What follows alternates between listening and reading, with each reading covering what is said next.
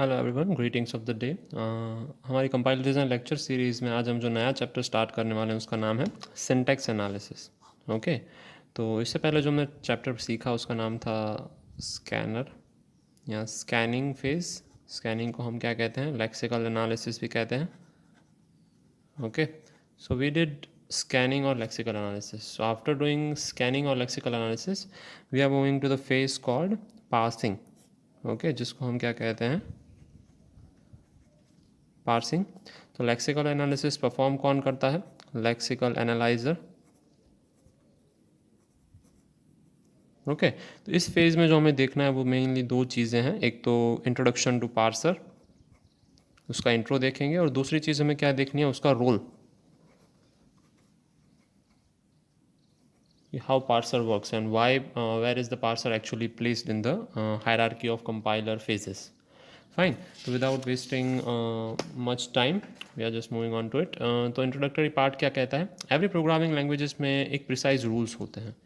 तो mainly parser का या फिर सिंटैक्स एनालिसिस या एनालाइजर का काम क्या है? उसका सिंटैक्टिक स्ट्रक्चर देखना। जैसे एक प्रिसाइज रूल जो हमने बनाए हुए हैं कोई भी प्रोग्रामिंग लैंग्वेजेस में, okay, it is being followed और नॉट। फाइन, वो फॉलो हो रहे हैं कि नहीं, वो चेक करने के लिए, ठीक है, उस प्रिसाइज रूल से जो सिंटैक्स स्ट्रक्चर बनता है वो कौन चेक करता है? सिंटैक्स एनालाइजर या फिर पार्सर। ओके, जैसे कि सी है, तो सी में प्रोग्राम कैसे बनता है? फंक्शन से बनता है। सी में कोई फंक्शन होता है वो कैसे बनता है? डिक्लेरेशंस या उसके स्टेटमेंट से बनता है। फाइन, और एक स्टेटमेंट कैसे बनता है? स्टेटमेंट एक्सप्रेशन से बनता है या फैक्टर्स से बनता है। Okay, there are many ways you can form a statement. Okay, तो बेसिकली सी प्रोग्राम बनता किससे? इन चीज़ों से बनता है। एक तो एक्सप्रेशन, फैक्टर्स से, उससे एक स्टेटमेंट बना दिया। स्टेटमेंट्स और डिक्लेरेशन से बनता है। स्टेटमेंट डिक्लेरेशन से आपने क्या बना दिया? फंक्शन बना दिया, और उस फंक्शन से मिलके ही सी प्रोग्राम बनता है। सी प्रोग्राम का सबसे मेन फंक्शन कौन सा है? जैसे हम इंटीजर मेन लिखते हैं या वाइड मेन लिखते हैं, जो भी आपका बेसिक फंक्शन है, that is heart of the C program, वो हमारा एक बेसिक एंटिटी है। ठीक है, उन सब के लिए हम क्या लिखते हैं? रूल्स लिखते हैं। प्रिसाइज रूल्स होते हैं कि उसका सिंटैक्टिक स्ट्रक्चर कैसा होगा। अगर ये फंक्शन नहीं है तो सी प्रोग्राम वर्क नहीं करेगा। फाइन, डिक्लेरेशन स्टेटमेंट उसके हिसाब से नहीं है जो फंक्शन चाहता है, तो आपका सी प्रोग्राम वर्क नहीं करेगा। तो every entity in the program whatever we discuss follow a syntactic structure, जो किससे बना होता है? प्रिसाइज रूल से बना होता है। सिंटैक्टिक स्ट्रक्चर के कुछ रूल्स होते हैं। ओके, तो कैसे बनते हैं प्रोग्रामिंग का जो सिंटैक्स होता है?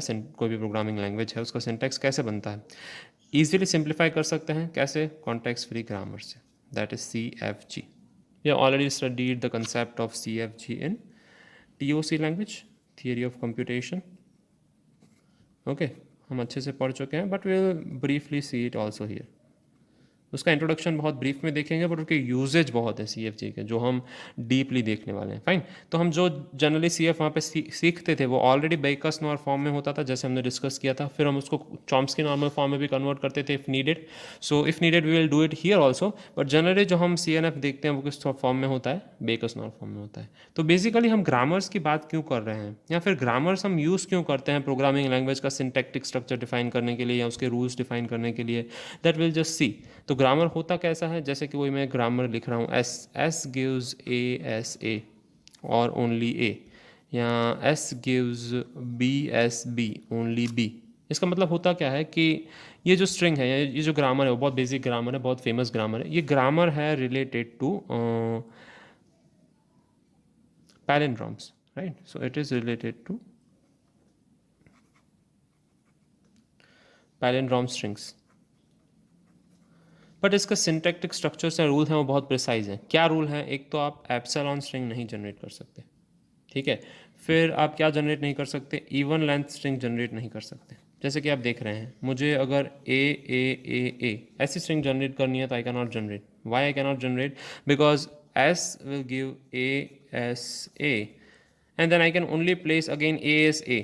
दूसरी बार रख सकता हूँ या तो सिर्फ A रख सकता हूँ। तो यहाँ से जो जनरेट होगी वो स्ट्रिंग क्या होगी? ट्रिपल A होगी।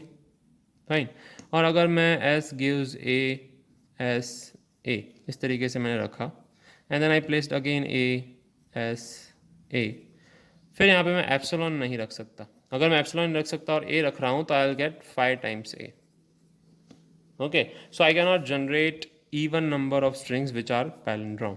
ये प्रॉब्लम है, क्योंकि ये प्रिसाइज रूल्स हैं, सिंटैक्टिक स्ट्रक्चर फॉलो करते हैं। तो आप इन्हीं रूल्स का यूज़ करके जो भी बनाना है बना सकते हैं। अगर नहीं यूज़ करते हैं तो बहुत क्लियर होता है कि you are doing something wrong.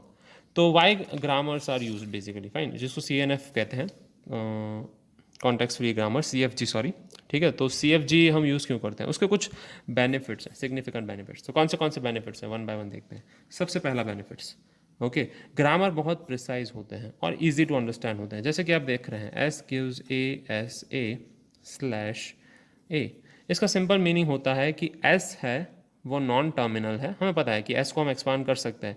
इस तरफ जो स्मॉल लेटर्स हैं उसको नॉन टर्मिनल्स कहते हैं, जो एक्सपांड नहीं हो सकते हैं। कैपिटल लेटर है उसको नॉन टर्मिनल कहते हैं।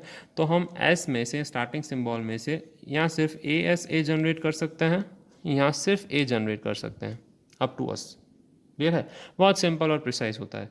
तो सिंटैक्टिक स्पेसिफिकेशन है, अच्छे से बता सकते हैं, क्योंकि हम जो भी अलाउ करने वाले हैं वो ग्रामर के रूल्स में लिख देंगे। अगर नहीं लिख रहे हैं तो उसका सिंपल मीनिंग ये होता है कि आप वो चीज़ें, वो स्ट्रिंग्स जनरेट नहीं कर सकते हैं। ओके, सेकेंड थिंग, वो अच्छे से रिवील कर सकता है क्या, एम्बिग्यूटीज और ट्रबल स्पॉट्स। ये फर्स्ट थिंग था, ये सेकेंड थिंग। उसमें भी सबसे पहले एम्बिग्यूटी और ट्रबल स्पॉट्स, कहाँ ग्रामर में मिस्टेक्स हैं। आपने पूरा ग्रामर लिख लिया पर ग्रामर में कहीं कुछ छूट रहा है, कुछ मिस्टेक्स छूट रही है। We have some trouble some spots, like यहाँ पे आप देख रहे हैं, जैसे हमने ट्रबल सम स्पॉट क्या देखा कि इवन लेंथ वाली स्ट्रिंग जनरेट नहीं कर सकता। कौन सा ग्रामर, ये ग्रामर इवन लेंथ वाली स्ट्रिंग जनरेट नहीं कर सकता। तो हम सिंपली क्या कर सकते हैं, एप्सिलॉन लगा सकते हैं यहाँ पे। अगर हम एप्सिलॉन लगा दिया तो हम इवन लेंथ वाला ग्रामर भी जनरेट कर सकते हैं। कैसे जनरेट कर सकते हैं, जैसे S gives A S A, again s gives let's say a s and then a, and this s gives epsilon. So as simple as that, we are generating 4 a's, fine. So हम कुछ ambiguities या troublesome spots जो हमें दिख रहे हैं grammar में, वो आराम से जनरेट कर सकते हैं, उसको चेंज कर सकते हैं अपने हिसाब से, चीज़ें डेलीगेट कर सकते हैं। Okay, so translating source program into correct object code and detecting errors भी अच्छे से डिटेक्ट कर लेता है। Fine. If I say, let's say I generated a string a b from given grammar, इस ग्रामर से मैंने जनरेट किया, और हमारे पास एक और एक स्ट्रिंग है, let's say b gives epsilon. So can you generate this string from this grammar? इस ग्रामर से स्ट्रिंग जनरेट कर सकते हैं, नहीं कर सकते हैं, because it is an error. If you have generated this string from this grammar, you have written grammar in a wrong way.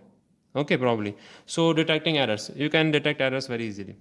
फिर इटरेटिव होता है ग्रामर्स, आपको नए रूल्स ऐड करना है। फाइन, पहले सिर्फ मेरे ग्रामर में ए और बी की स्ट्रिंग जनरेट कर सकता था, अब मुझे कोई भी स्ट्रिंग जनरेट करनी है, तो ए और बी से लेकर जेड तक की कोई भी स्ट्रिंग जनरेट करनी है, तो मैं क्या कर सकता हूँ, E लिख दूंगा यहाँ, ASA alphabets, then only single alphabet, S gives, and E में क्या है, तो let's say ABC up to Z, any alphabet.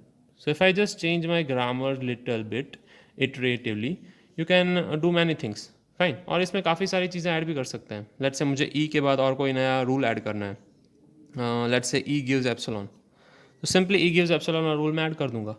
सो चीज़ें इटरेटिवली चल रही हैं। अगर आपको कुछ चेंज करना है तो भी कर सकते हैं, आपको कुछ रिमूव करना है, ऐड करना है, तो you can do it easily by adding new construct to the new task. आपको पूरा ग्रामर रीराइट करने की ज़रूरत नहीं है। Whole grammar needs not to be rewritten. Okay, पूरा ग्रामर वापस से लिखने की ज़रूरत नहीं है। सो इस तरीके से we have 4 benefits mainly. Okay, syntactic specification easy होता है, एम्बिग्यूटी ट्रबल रिमूव कर सकते हैं, दिख सकते हैं और रिमूव भी कर सकते हैं, एरर्स डिटेक्ट इजीली कर सकते हैं, और इटरेटिव होता है, एंड चेंजेस करना है तो बहुत इजीली कर सकते हैं। फाइन, सो अब पार्सर का रोल देख लेते हैं कि पार्सर है वो बेसिकली कहाँ फॉल करता है कंपाइलर के स्ट्रक्चर में। पहले हमने देखा था लेक्सिकल एनालाइजर। लेक्सिकल एनालाइजर क्या करता था, एक कैरेक्टर स्ट्रीम लेता था, उसके अंदर से टोकन स्ट्रीम जनरेट करता था। तो यहाँ पे आपके पास नंबर ऑफ टोकन्स आ चुके हैं। नंबर ऑफ टोकन्स हम किसे दे रहे हैं, when we are talking about syntactic syntax analysis, हम सिंटैक्टिक एनालाइजर को दे रहे हैं। ठीक है, टोकन स्ट्रीम सिंटैक्स एनालाइजर में पार्सर को मिल रही है, वो उसमें से क्या जनरेट कर रहा है, सिंटैक्स ट्री जनरेट कर रहा है। मतलब पार्सर का रोल बहुत सिंपल और क्लियर है, टोकन स्ट्रीम लो, सिंटैक्स एनालिसिस करो, सिंटैक्स ट्री जनरेट करो, और आगे के फेजेस को, पार्सिंग के या कंपाइलर के जो भी आगे के पेजेस हैं, उसको क्या पास करो, सिंटैक्स ट्री पास करो। ठीक है, so this is the role of the main role of the parser. Fine, तो अगर रोल ऑफ द पार्सर आपसे पूछा जाए तो डायग्राम आप ये ड्रॉ करेंगे पॉसिबली, ठीक है। क्या डायग्राम है? सोर्स प्रोग्राम है वो हम लेक्सिकल एनालिसिस को दे रहे हैं, ये फेज़ हम ऑलरेडी देख चुके हैं, ये फेज़ हम देख रहे हैं, rest of the phases one by one देखेंगे जो भी आप फेजेस कंपाइलर डिज़ाइन में पढ़ रहे हैं, ठीक है। तो सोर्स प्रोग्राम आया, लेक्सिकल एनालाइजर को मिला, उसने टोकन्स जनरेट किए। टोकन्स किसे मिले? पार्सर को मिले। पार्सर ने क्या जनरेट किया? पार्स ट्री जनरेट किया। Fine, as simple as that. So जब भी पार्सर को टोकन चाहिए होता है, it will ask for a next token from lexical analyser. अगर पार्सर ऐसा कोई टोकन देखता है या पार्सर ऐसा कोई टोकन एनकाउंटर करता है on its way while it is scanning the program, so lexical analyser से वो पूछता है कि give me the next token. So whenever it asks for the token, lexical analyser उसको टोकन प्रोवाइड करेगा और पार्सर क्या करेगा? उसमें से पार्स ट्री जनरेट करेगा। सो और पार्स ट्री काम कैसे लगेगा? Rest of the front end को। और पार्सर और लेक्सिकल एनालाइजर दोनों किसके साथ कम्युनिकेट करते हैं? सिंबल टेबल के साथ। एक और चीज़ है जिसके साथ ये दोनों कंबाइनली कम्युनिकेट करते हैं, वो है error handler. Okay, error handler नाम का अगर लेट्स से कोई कंपोनेंट है तो उसके साथ भी लेक्सिकल एनालाइजर और पार्सर दोनों एक्टिवली कम्युनिकेट करते हैं, because there are error in the both of the phases. Fine, आगे हम इंटरमीडिएट रिप्रेजेंटेशन, कोड जनरेटर, वो फेजेस वन बाय वन देखेंगे when we studied, but right now we have studied two phases. First phases we have done lexical analyser, और parser phase में अभी हम चल रहे हैं, that is syntax analysis. Okay, अभी तक मैं बार बार बता चुका हूँ कि syntax analysis is parsing. Okay, parser करता क्या है? Report syntax errors. ओके, बहुत क्लियर फैशन में सिंटैक्स एरर को रिपोर्ट करता है, और ऐसे कॉमनली अकरिंग एरर है तो उसमें से रिकवर कैसे करते हैं वो भी है, वो पार्सर हमें बताता है। It is easily recoverable from those type of error. वो कुछ टेक्निक्स यूज़ कर सकता है, करता है। कौन सी टेक्निक यूज़ करता है? That will see. Fine, and apart from that, constructing a parse tree, passing it to the rest of the compiler. Fine. और parser के types, yes, we have three type of parsers: universal, top down and bottom up parser. universal parser मतलब जो सारी languages के लिए suitable हो, ऐसा parser को यूनिवर्सल पार्सर कहते हैं। सम लैंग्वेजेस कैसी होती हैं कि वो ट्री स्ट्रक्चर में होती है। ट्री स्ट्रक्चर में किस तरीके से होती हैं? There is one root node and for the leaf nodes, उसके लीफ नोड्स होते हैं। फाइन, ये एक ट्री स्ट्रक्चर है। कैसा ट्री स्ट्रक्चर है? टॉप डाउन, क्योंकि टॉप में सिर्फ एक ही रूट नोड है और बॉटम में काफ़ी सारे लीफ नोड है। बॉटम अप पार्सर कैसा होता है? There are so many leaf nodes. Fine, काफ़ी सारे लीफ नोड्स हैं, एंड दे ऑल फॉर्म, ठीक है, वो सारे लीफ नोड क्या फॉर्म करते हैं? एक सिंगल, काफ़ी सारे रूट नोड हैं और काफ़ी सारे रूट नोड एक सिंगल लीफ नोड फॉर्म करते हैं, दैट इज़ कॉल्ड, ये सेकेंड टाइप है टॉप डाउन, और ये थर्ड टाइप है बॉटम अप। ओके, सो इस तरीके से पार्सर्स होते हैं, तीन टाइप के पार्सर होते हैं। वन बाय वन देखेंगे, पहले टॉप डाउन पार्सिंग देखेंगे, फिर बॉटम अप पार्सिंग देखेंगे। ओके, जैसे उनके नाम बताते हैं, हमें रूट से लेके बॉटम तक यानी लीव्स तक जाने के लिए हमें जो पार्सर का यूज़ करना पड़ता है, जो पार्स ट्री इस तरीके से जनरेट होता है, उसे हम टॉप डाउन पार्सर कहते हैं। और बॉटम अप में क्या होता है? You start from the leaves and you work their way up to the root. So ये था हमारे लिए role of the parser. Okay, hope you understood it. From next lecture onward we will see the famous programming errors and the recovery strategies. Okay, so that's it for this lecture. Thank you. Have a good day.